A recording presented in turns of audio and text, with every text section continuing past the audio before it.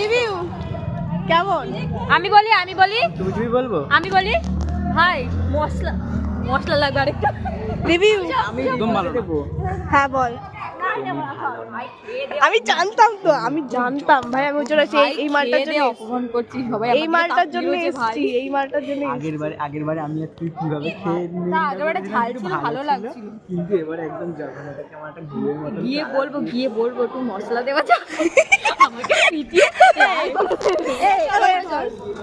তুই বল যে রিভিউটা নিজে দে। আমি খাইনি এখন। খা তাড়াতাড়ি। কিন্তু আমাকে আচ্ছা ঠিক আছে রিভিউ এখানে দাঁড়িয়ে কিনবি, চল উপরে চল।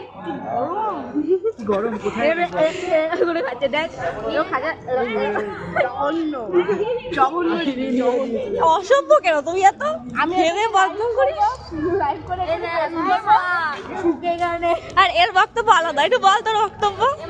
খেতে খেতে উপরে যাবো নাকি আমরা?